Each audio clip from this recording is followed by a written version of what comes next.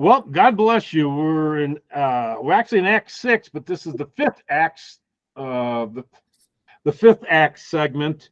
We actually had introduction to Acts, and now we've made it to Acts chapter 6. And after considering the information regarding Stephen from the context of Acts 6, we have the basis for what is recorded in Acts 7. Now, it's going to take us 2 segments to do Acts 7. So we'll do the first half of it tonight. And this is taken from a teaching by Reverend Walter Cummins. So understanding that the wisdom and spirit by which Stephen spoke was information that had originated with God.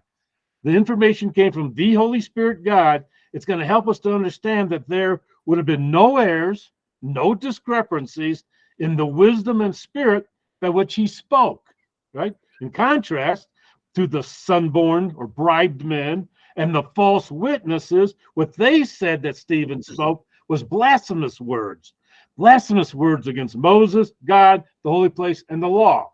So we'll see who was telling the truth. This is the 4th sermon recorded in the book of Acts. There are a few places in the Bible where a brief overview of the Jews' history is recorded. This is one of them in Acts 7. Another one is Joshua 24 and Nehemiah 9. And if you read Psalm 105 and 106, you basically get an understanding of the time frame of Moses. Stephen has been taken before the like the start of a Star Wars movie. Stephen has been taken before the Sanhedrin, the highest worldly religious court of the time at Jerusalem, and he's about to give them a history lesson on behalf of God. Stay tuned. Acts 7, working translation, verse 1. Then the high priest said, "Are these things so?" Stephen said, "Gentlemen, brothers, and fathers, listen. The God of glory appeared to our father Abraham when he was in Mesopotamia before he dwelt in Haran, and said to him," from Genesis 12:1, "Get out from your land and from your family and come into the land that I shall show to you." Then he came out of the land of the Chaldeans and dwelt in Haran, and from there, after his father was dead, God transferred him into this land in which you now dwell. Stephen said that God spoke to Abraham while he was still in Mesopotamia and before he moved to Haran, and told him to get out of the country, get away from your kindred, and come into the land that I'm going to show you. So let's compare this with the record in Genesis dealing with the same subject. Genesis 11:31 and 32, and Terah took Abram his son, Lot the son of Haran his son's son, and Sarai his daughter-in-law, his son Abram's wife, and they went with them from Ur the Chaldees to go to the land of Canaan, and they came unto Haran, and they dwelt there. And the days of Terah was 205 years, and Terah died in Haran. This speaks of the time when Abram, later called Abraham, left Ur the Chaldees, which was in Mesopotamia, and he moved to Haran with his father. Haran is sometimes spelled with the C in front of it, Charan, but it's still the same city. Abram had his name changed to Abraham later by God, and that happened in Genesis 17:5. While in Haran, though, Abraham's father died. Abraham couldn't move forward until his father died because his father was an idolater. Now let's continue with Genesis 12:1-5. Now the Lord had said unto Abram, "Get thee out of thy country, and from thy kindred, and from thy father's house, unto a land that I will show thee. And I will make of thee a great nation, and I will bless thee, and make thy name great. And thou shalt be a blessing. And I will bless them that bless thee, and curse him that curseth thee. And in thee shall all families of the earth be blessed." So Abram departed, as the Lord had spoken unto him, and Lot went with him. And Abram was 75 years old when he departed out of Haran. And Abram took Sarai his wife, and Lot his brother's son, and all their substance that they had gathered, and the souls that they had gotten in Haran, and they went forth to go into the land of Canaan. And into the land of Canaan they came. I want to point out that first verse again on this page. I will bless them that bless thee, curse them that curse thee. But, and in thee, through Abraham, shall all families of the earth be blessed. That's not just Israel. That's all families of the earth be blessed. So all of us were included in this blessing by God to Abraham. This is including all the Gentile nations.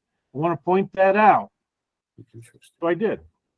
Abraham left Haran after his father had died. He went into the land of Canaan. Now, according to Stephen's words in Acts 7:1-4, God had 7 verses 1-4. God had first told Abraham, get out of your country, leave your kindred, while he was still in Mesopotamia. Then Abraham went to Haran. So God had told him before he went to Haran with his father, and then when his father was dead, he could move further into the land of Canaan, the land that God was to show him. The record then in Genesis 11:31-32 regarding Abraham's move to Haran would precede the record in Genesis 12:1-3 regarding God telling Abraham to move. All right. Genesis 12:1 begins with now the Lord had said unto Abram. God had said these things to Abraham by the time he had arrived in Haran, implying that he said it at a prior time. So Genesis 11:31 also confirmed that Abraham, his father, and others left the Mesopotamia area with the intent. They left with the intent. They stopped at Haran, but the intent was to go on to Canaan, implying that God had already told Abraham to move to another land while he was still in Mesopotamia. Then they stopped in Haran, for a while, until Abram's father died. That was about 5 years. The record in Acts 7 regarding Stephen's recount of the episode then would not disagree with the record from Genesis, but it complements the information, stating a more precise time when God spoke to Abraham about leaving his country and going to another land. The record in Genesis indicates the same time, although it does not state a precise time when God told Abraham to move. Stephen was full of spirit and wisdom. He was full of information that originated with God. Those who disputed with him were not able to resist the wisdom and spirit by which he spoke. What Stephen spoke with regard to Abraham on this occasion was information that originated with God, which agreed with the information from God that was recorded in Genesis. So let's continue with what Stephen has to say in Acts 7:5-10. God did not give Abraham an inheritance in it, not even a footstep, but he promised to give it to him for occupancy and to his seed after him, even when he had no child. God spoke thus that from Genesis 15, his seed would be visiting foreigners in a land belonging to others, and that they of the foreign land would enslave and ill-treat his seed for a period of 400 years. Then I shall judge the nation that enslaves them, said God. And after these things, they will come out and will do service to me in this place. God also gave Abraham a covenant of circumcision. So Abraham begot Isaac and circumcised him on the 8th day. Then Isaac begot and circumcised Jacob. And Jacob begot and circumcised the 12 patriarchs. The patriarchs, being envious of Joseph, sold him into Egypt. Nevertheless, God was with him and rescued him out of all his afflictions. And he gave him favor and wisdom before Pharaoh, the king of Egypt, who appointed him governor over Egypt and his whole house. Stephen continued to relate things that occurred during the time of Abraham and his descendants, as recorded in the book of Genesis. He continued to speak information that originated from God to those present. Verse 11, now a famine and great affliction overcame all Egypt and Canaan, and our fathers found no sustenance. However, when Jacob heard that there was grain in Egypt, first he sent our fathers. On the second occasion, Joseph was made known to his brothers, and Joseph's family became known to Pharaoh. Sending his brothers, Joseph called for his father Jacob and all his family, 75 souls to come to him. Now, the record of the famine is in the Genesis at the time of Jacob and records the events that occurred between Jacob and his brothers. There's an interesting statement in Acts 7:14 that deserves further investigation regarding the people whom Joseph invited to come into Egypt. Jacob and all his kindred, it says it's 75 souls. Stephen mentioned that those whom Joseph invited to Egypt with his father, Jacob, were all his kindred. Then he added that there were 75 souls. All right, Genesis 46, 26, and 27. All the souls that came with Jacob into Egypt, which came out of his loins, besides Jacob's sons' wives, all the souls were 66, or 66. And the sons of Joseph, which were born him in Egypt, were 2 souls. All the souls of the house of Jacob, which came into Egypt, were 70. All right. But according to Genesis 46:30, according to Genesis 46:26, the souls who came out of Jacob's loins and who accompanied him into Egypt were 66 souls. Verse 27 adds that there were a total of 70 people of the house of Jacob who had come into Egypt. The 4 additional people would have included Joseph, coming from his loins, and his 2 sons who were already in Egypt, plus the patriarch Jacob himself. On the other hand, the record in Acts 7:14 said it was 75 souls of Jacob's kindred whom Joseph invited to Egypt. So Acts 6:9 told us that those who had disputed with Stephen were of the Libertines, Cyrenians, Alexandrians, and of Cilicia and Asia. Those people were Hellenists, Greek-speaking Judeans, as distinct from Aramaic-speaking Judeans, which are called Hebrews. In speaking to the Hellenists, Stephen might have used a number that appears in the Septuagint. If you check your Septuagint translation, which is the Greek translation of the Hebrew Scriptures, the Septuagint has the number 75 there rather than 70 in Genesis 46:27. But on the other hand, by looking carefully at the words recorded in Acts and those recorded in Genesis, we can see that those who accompanied Jacob into Egypt were 75 souls of Jacob's kindred, Acts 7:14, and 66 souls of those who came out of his loins, Genesis 46:26. Jacob's kindred could have included kindred who had not come out of his loins, whereas the record in Genesis 46:26 specifically mentioned only the number who had come out of his loins. And then you add Jacob's sons' wives. So there's no disagreement in the 2 records. There were 66 people who had come from Jacob's loins. There were 9 other relatives who had not come from his loins, such as his sons' wives. And that made a total of 75 kindred. See, I still think my family is 4, but we have 2 others that have married my daughters that did not come from my loins, so I have to include those other 2 in my family now. So, total 75. The Hellenists would not have objected to the number 75. Regardless, the information that Stephen spoke was information that originated with God, so there's no disagreement between the 2 records dealing with the same event. Okay? So that's one of the problems we just dealt with. All right, Bob, what's Acts 7:15 and 16 again? So Jacob went down into Egypt.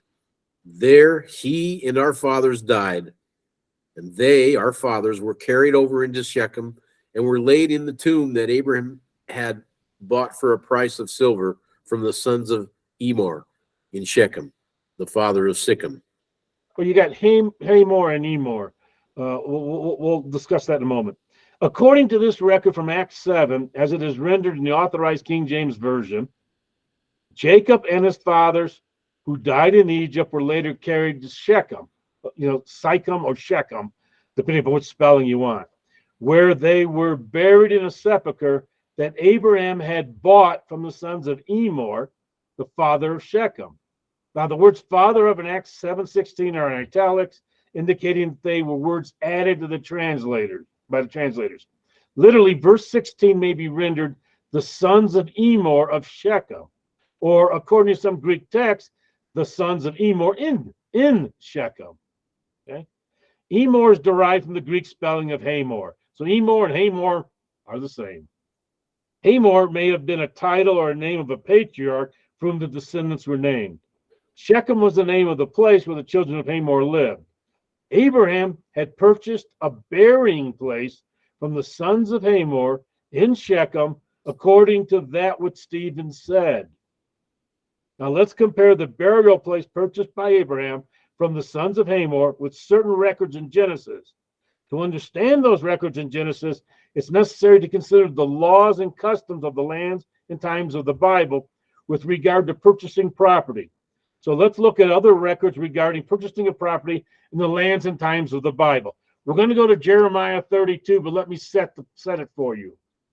God had told Jeremiah that they were about to go into the Babylonian captivity for 70 years, but they were going to return.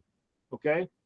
To illustrate that they were going to return, God had Jeremiah buy some property, which you would not have done if you were about to go into captivity and you didn't think you were going to come back. You would have saved the money instead of buying property with it.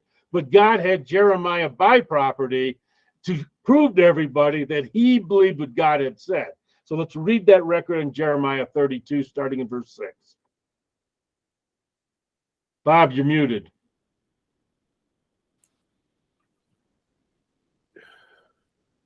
And Jeremiah said, the word of the Lord came unto me, saying, Behold, Hanameel, the son of Shallum, thine uncle, shall come unto thee, saying, Buy thee my field that is in Anathoth, for the right of redemption is thine to buy it. So Hanameel, mine uncle's son, came to me in the court of the prison, according to the word of the Lord, and said unto me, Buy my field, I pray thee, that is Anathoth, which is in the country of Benjamin. For the right of inheritance is thine, and the redemption is thine. Buy it for thyself.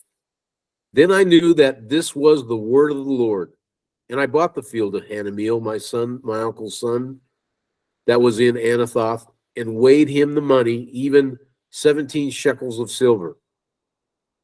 And I subscribed the evidence and sealed it, and took witnesses, and weighed him the money in the balances.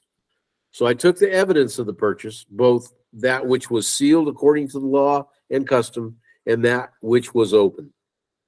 And I gave the evidence of the purchase unto Baruch, the son of Neriah, the son of Messiah, in the sight of Hanameel, mine uncle's son, in the presence of the witnesses that subscribed the scroll of the purchase before all the Jews that sat in the court of the prison. And I charged Baruch before them, saying, Thus saith the Lord of hosts, the God of Israel, take these evidences, this evidence of the purchase, both which is sealed, and this evidence which is open, and put them in an earthen vessel, that they may continue many days. For thus saith the Lord of hosts, the God of Israel, houses and fields and vineyards shall be possessed again in this land. Aside from the fact that God had told Jeremiah to purchase this field from his uncle's son, Hanameel, and that he had the right of purchase, there's some other revealing facts recorded here with regard to the laws and customs pertaining to the purchase of a property. We can see from this record that an agreement was reached between Jeremiah and Hanameel. Then Jeremiah weighed 17 shekels of silver for him, which would have been the agreed upon purchase price. Jeremiah also took the evidence of the purchase prescribed in a scroll. Actually, it would be in two scrolls, one to be sealed and the other to be left open. And this was done according to the law and custom as stated in verse 11. Normally, the one scroll was sealed and hidden away for archival purposes, while the other was left open for public consideration if there was ever a question regarding the ownership of the property. However, in this situation, both the sealed and the open evidences of purchase were hidden away in an earthen vessel due to the volatile situation in Judea at that time. They were about to get, taken into captivity. Both copies existed as proof of purchase. There were also witnesses present for this transaction. These things were done in keeping with the laws and customs in the lands and times of the Bible. Although some laws and customs may have varied from time to time and place to place, making an agreement, paying the amount, making a sealed and open written evidence of purchase before witnesses were generally adopted standards of practice in the lands and times of the Bible with regard to the purchase of property. In addition, there were landmarks set on properties to further identify the property as indicated in the following records. These two records in Deuteronomy, Bob?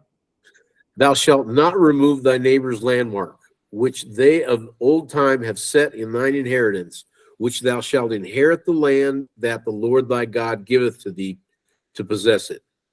27:17. Cursed be he that removeth his neighbor's landmark. And all the people shall say, Amen. So landmarks were like, you go to the, take a left at the McDonald's and go down to the giant movie theater and take, okay. So landmarks are like piles of stone, and they were used in the lands and times of the Bible to mark a property, whether it was a purchased property or inherited property. By these landmarks, as well as the sealed and open evidences of purchase, not only the purchaser, but also his heirs would have proof of ownership and proper markings. Okay? So having considered laws and customs regarding the purchase of property, let's consider a record of a property that Abraham had purchased in Genesis 23:1. Sarah was 127 years old. Those were the years of life of Sarah. And Sarah died in Kirjabar, the same as Hebron, in the land of Canaan. And Abraham came to mourn for Sarah and to weep for her. And Abraham stood up from before his dead and spake unto the sons of Heth, saying, I am a stranger and a sojourner with you. Give me a possession of a burying place with you, that I may bury my dead out of my sight. And the children of Heth answered Abraham and said unto him, Hear us, O Lord, you're a mighty prince among us. In the choice of our sepulchres, bury the dead. None of us shall withhold from thee the sepulchre, but that thou mayest bury thy dead. So he was well known, well respected. Abraham wanted to bury his wife Sarah in the area around Hebron, and he asked for a burying place from the children of Heth. The children of Heth were descendants of Heth, who were a son of Canaan. Thus, these people were part of the people known as the Canaanites, who occupied that territory at that time. Abraham was well esteemed by the children of Heth, and they told him to choose whatever sepulchre he wanted. So what did he say, Bob? Verse 7. And Abraham stood up and bowed himself to the people of the land, even to the children of Heth. And he communed with them, saying, If it be your mind that I should bury my dead out of my sight, hear me, and entreat me to Ephron, the son of Zohar, that he may give me the cave of Machpelah, which he hath, which is in the end of his field. For as much money as it is worth, he shall give it me for a possession of a burying place amongst you. Okay, given the choice of sepulchres, Abraham requested the cave of Machpelah at the end of the field owned by Ephron, the son of Zohar. He asked that Ephron give him the cave, and he said that he would give him money for it. Verse 10. And Ephron dwelt among the children of Heth, and Ephron the Hittite answered. He answered Abraham in the audience of all the children of Heth, even all that went into the gate of his city, saying, Nay, my Lord, hear me, thy field give I thee, and the cave that is in the inn, I'll give it to you. In the presence of all the sons of the people here, give I thee. Just go ahead and bury your dead there. And Abraham bowed down himself before the people of the land. He spoke unto Ephron in the audience of the people of the land and said, But if thou wilt give it, I pray thee, hear me, I will give thee money for the field. Take it of me, and I will bury my dead there. Ephron agreed to give Abraham the field that he had requested, but Abraham also agreed to give him money for the land. Abraham spoke to Ephron in the audience of the people of the land. He was negotiating a business agreement with Ephron and the children of Heth. They were all present to witness the agreement. So, what happened next, Bob? And Ephron answered Abraham, saying unto him, My Lord, hearken unto me. The land is worth 400 shekels of silver. What is that betwixt me and thee? Bury therefore thy dead. Abraham hearkened unto Ephron, and Abraham weighed to Ephron the silver, which he had named in the audience of the sons of Heth, 400 shekels of silver, current money with the merchants. All right, so they agreed upon the purchase price of 400 shekels of silver, which was paid by the buyer Abraham to the seller Ephron before witnesses, the sons of Heth. Now let me continue reading verse 17. And the field of Ephron, which was in Machpelah, which was before Mamre, the field and the cave, which was therein, and all the trees that were in the fields, that were in all the borders, the word for borders, landmarks, round about were made sure. So they marked in all the trees, all the rocks, everything, and it was given to Abraham for possession in the presence of the children of Heth before all that went in at the gate of a city. Now the Hebrew word rendered borders in verse 17, same word as landmark in Deuteronomy in those two verses. It's used here to refer to landmarks that marked off the property that Abraham was purchasing from Ephron. The detail of the description in the purchase may have been written in an evidence of purchase as it was for Jeremiah. It was very specific in stating that the property was the field of Ephron, which was in Machpelah, which was before Mamre, the field, the cave, which was therein, and all the trees that were in the field. They're all in the borders and landmarks round about. So he bought the field, the cave, and even the trees that were marked off in the field, which as landmarks, and they were all considered as part of the purchase agreement. If the things of the property were not specifically mentioned in the agreement, then the seller might sell those things to someone else, whether they were trees, caves, wells, or other items. All right? So all these things had to be made sure according to the laws and customs of the time with regard to the purchase of the property, and the children of Heth were witnesses to the transaction. Once Abraham had bought the property, it now belonged to him and his heirs until one of them decided to sell it to someone else. But he got all the firewood, right? He got all the caves, the wells, everything on that property. It was all included. All right, verse 19. And after this, Abraham buried Sarah, his wife, in the cave of the field of Machpelah before Mamre. The same is Hebron in the land of Canaan. And the field and the cave that is therein were made sure unto Abraham for a possession of a burying place by the sons of Heth.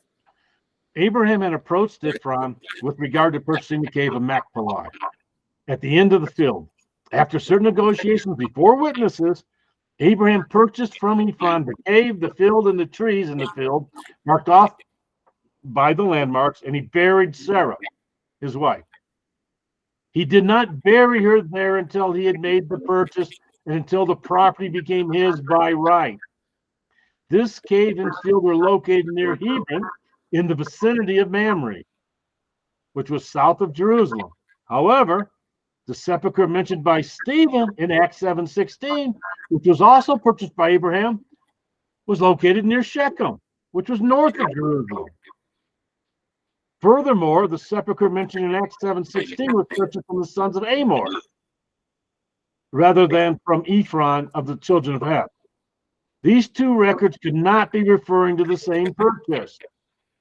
The purchase of the cave and field near Hebron does show us the manner in which such purchases were made according to laws and customs of this time. So, with regard to the fields and cave near Hebron, we should also be aware of some other following records. Let's look at Genesis 25:8-10. Jim, there's a really weird sound. I could hardly hear you that whole section. Yeah, I think I'm not sure where that sound was coming from, but I don't think it was coming from here. Okay. Am I sounding okay? Yeah, you sound okay now. Somebody needs to mute. Yeah, well, everybody's muted except Bob. That was the point. Oh, Shelly isn't muted. Yeah, there was something weird going on. I heard it. It's still going on. It's still going on? Yep. Okay, I don't hear it anymore. I think it's Shelley. Okay, well, do I need to reread that segment? Yes. Ed, do I need to reread that segment? Ed doesn't think so. All right, Chris, what do you think? No. Okay, good. Bob, read Genesis 25:8-10. Then Abraham gave up the ghost and died in a good old age, an old man and full of years, and was gathered to his people. And his sons, Isaac and Ishmael, buried him in the cave of Machpelah in the field of Ephron, the son of Zohar, the Hittite, which is before Mamre, the field which Abraham purchased of the sons of Heth. There was Abraham buried, and Sarah his wife. Abraham was also buried in the cave of Machpelah near Mamre and Hebron, where his wife Sarah had been buried. This was the cave purchased from Ephron, the son of Zohar, the Hittite. The sons of Heth were also called Hittites. They were the descendants of Canaan living in the area around Hebron and Mamre. By Genesis 49, Genesis 49 will start in verse 28. And these are the 12 tribes of Israel, and this is it that their father spake unto them and blessed them. Everyone according to his blessing he blessed them. And Jacob charged them and said unto them, I am to be gathered unto my people, Bury me with my fathers in the cave that is in the field of Ephron the Hittite. Bury me in the cave that's in the field of Machpelah, which is before Mamre in the land of Canaan, which Abraham bought with the field of Ephron the Hittite for a possession of a burying place. There they buried Abraham and Sarah his wife, and there they buried Isaac and Rebekah his wife, and there I buried Leah. And it won't be complete until I'm in that cave. The purchase of the field and of the cave that is therein was from the children of Heth. And when Jacob had made an end of commanding his sons, he gathered up his feet into the bed and yielded up the ghost and was gathered unto his people. Abraham's son Isaac and Isaac's wife Rebekah were buried in the same cave as Abraham and Sarah. Isaac's son Jacob had also buried his wife Leah there, and he intended to be buried in the cave of Machpelah also, which was in the area of Mamre and Hebron, and which Abraham had purchased from Ephron the Hittite. All right, now let's look at Genesis 50, 12 to 14. And Jacob's sons did unto him according as he commanded them. For his sons carried him into the land of Canaan and buried him in the cave of the field of Machpelah, which Abraham bought with the field for a possession of a burying place of Ephron the Hittite before Mamre. And Joseph returned into Egypt, he and his brethren, and all that went up with him to bury his father after he had buried his father. Jacob as well then was buried in the cave of the field of Machpelah near Mamre and Hebron that Abraham had purchased from Ephron the Hittite. But we read in Acts 7, 15 and 16 a record that seemed to indicate that Jacob might have been buried in the areas of Shechem in a sepulchre purchased by Abraham from the sons of Hamor. This and other differences have occasioned an abundance of present-day disputes regarding the authenticity of Stephen's statements. However, those who disputed with Stephen in the first century had not been able to resist the wisdom and spirit by which he spoke, indicating that there was an authenticity to Stephen's statements recorded in Acts 7. All right, Genesis 33:18. And Jacob came to Shalem, a city of Shechem, which is in the land of Canaan, when he came from Paran-Aram and pitched his tent before the city. And he bought a parcel of a field where he had spread his tent at the hand of the children of Hamor, Shechem's father, for 100 pieces of money. And he erected there an altar and called it Elohoi Israel. In Genesis 33:18, the words came to Shalem, the city of Shechem, should be rendered from the Hebrew, he came peaceably or safely to the city of Shechem. According to Genesis 33:18 to 20, Jacob purchased a field at Shechem from the children of Hamor, Shechem's father, where he pitched his tent and erected an altar. Although this record does not tell the details of the purchase, as the record of Abraham's purchase did, the purchase would have been made in similar manner according to the laws and customs of the time. It's interesting that the place referred to in this record is called Shechem, which was also the name of one of the children of Hamor living in that area at the time of Jacob. We should not be confused. Don't confuse the person called Shechem with the place called Shechem. According to Genesis 34:2, this man named Shechem was the son of Hamor the Hivite, prince of the country.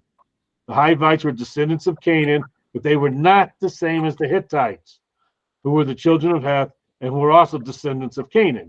So what do we read in Genesis 10? And Canaan begat Sidon, his father, or his firstborn, in Heth, and the Jebusite, and the Amorite, and the Girgasite, and the Hivite, and the Arkite, and the Sinite, and the Arvadite, and the Zemarite, and the Hamathite, and afterward were the families of the Canaanites spread abroad. They were both Canaanites who occupied the land, but the Hivites occupied the area around Shechem in the north, while the Hittites occupied the area around Hebron and Mamre in the south. Abraham had purchased the field and cave of Machpelah near Mamre from Ephron the Hittite, and Jacob purchased the field in the area of Shechem from the children of Hamor the Hivite.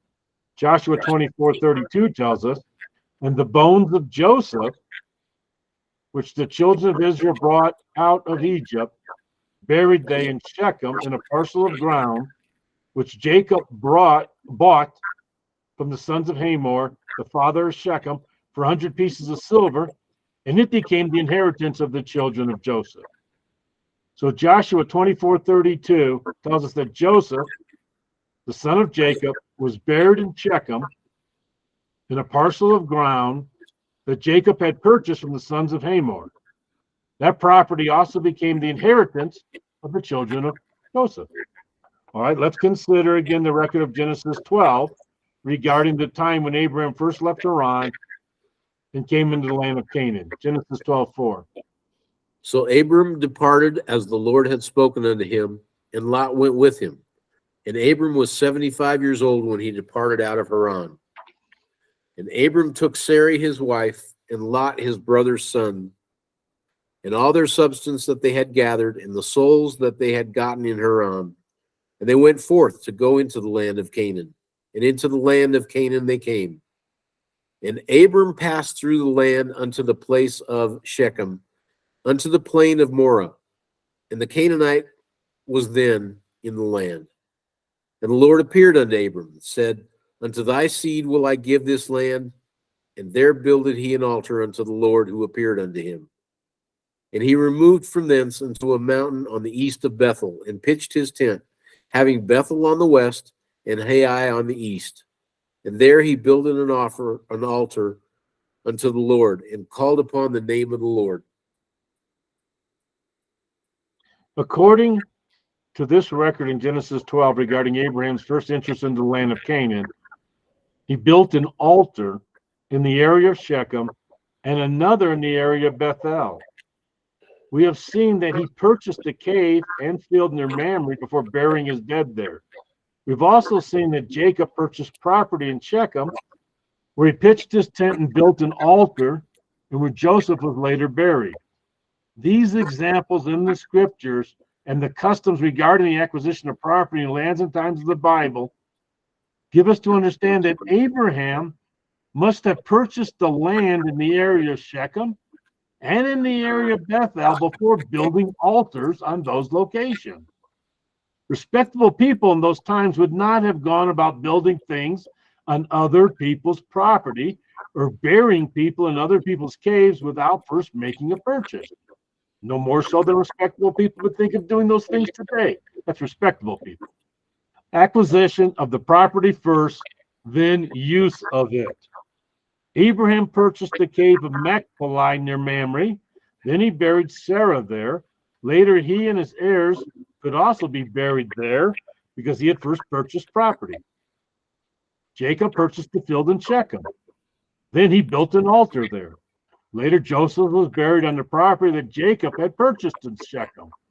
Thus, Abraham had also purchased a property in the area of Shechem, as well as in the area of Bethel, and then built an altar there, as Jacob also did at a later time. Acts 7:15 and 16 again.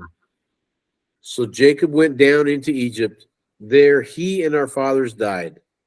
And our fathers were carried over into Shechem and were laid in the tomb that Abraham had bought for a price of silver from the sons of Hamor in Shechem. The words "the father of" are to be omitted, and that the words rendered of Shechem may also be received in Shechem or in Shechem.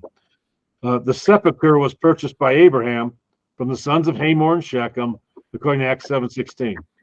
We've also read from Genesis 50:12-14 that Jacob was buried in the cave of Machpelah that Abraham had purchased from Ephraim the Hittite near Hebron and Mamre.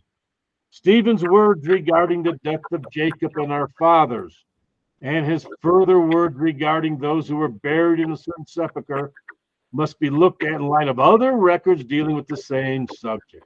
So, Jacob had been buried in a cave near Hebron and Mamre that Abraham had purchased from Ephraim the Hittite. However, the other fathers could have been buried near Shechem, even as Joseph was. According to the record we read in Joshua 24:32, Joseph, one of the fathers, was buried in the area of Shechem in a parcel of ground that Jacob purchased from the sons of Hamor, where he built an altar. Abraham had also built an altar in the area of Shechem, and he would have needed to purchase the property on which to build an altar, and that is exactly what Stephen had indicated by his words, a sepulchre that Abraham bought for the sum of money, the sons of Hamor in Shechem. So you've got the map. And you've got two arrows pointing to the area of Shechem. The field purchased by Jacob from the children of Hamor, where he buried Joseph, and the field purchased by Abraham from the children of Hamor, where the other fathers were buried. And then down around Mamre and Hebron, we've got the field purchased by Abraham from Ephron the Hittite, and that is where Sarah and Abraham and Isaac and Rebekah and Leah and Jacob were buried. So, according to Stephen, the father except Joseph were buried at Shechem in a property purchased by Jacob from the children of Hamor, and they were buried at Shechem in a property that had been purchased by Abraham from the children of Hamor. And that historical fact may have been known by Stephen and perhaps by others in the century. For all we know, there may have been other properties not recorded in the scripture that were purchased from the Canaanites by Abraham and his descendants. Considering these records together gives us a better understanding of the record of Acts 7:15 and 16 regarding the patriarchs. So, Bob, read Acts 7:15 and 16 again. Jacob went down into Egypt and dies. Both he and our fathers died there. And they, our fathers, were later carried over into Shechem and laid in the sepulchre that Abraham bought for a sum of money from the sons of Hamor in Shechem, except Joseph, who was buried in a property at Shechem that Jacob had bought from the sons of Hamor. The records in Genesis are not in conflict with the words of Stephen. There is some information stated by Stephen that's complementary to the information in Genesis, and there's information stated in Genesis that is complementary to the information stated by Stephen. To understand these passages dealing with the same subject, we needed to carefully consider the exact words written, as well as the customs of the lands and times of the Bible, and variations in reading according to critical Greek text. By considering the information in Genesis, Stephen would have most likely been familiar with the patriarchs' laws and customs pertaining to the purchase of property, and that he was aware that Abraham had purchased the property at Shechem. If Stephen had been wrong and had been speaking blasphemous words, then certainly those who disputed with him would have been able to resist his wisdom and words. However, they were not able to resist the wisdom and spirit in which he spake, and thus we understand that Stephen was correct in what he had said about the burial of the patriarchs, as well as other things that he said, and there's no discrepancy between Stephen's words and the words recorded in Genesis by holy men of God who wrote what God had told them to write.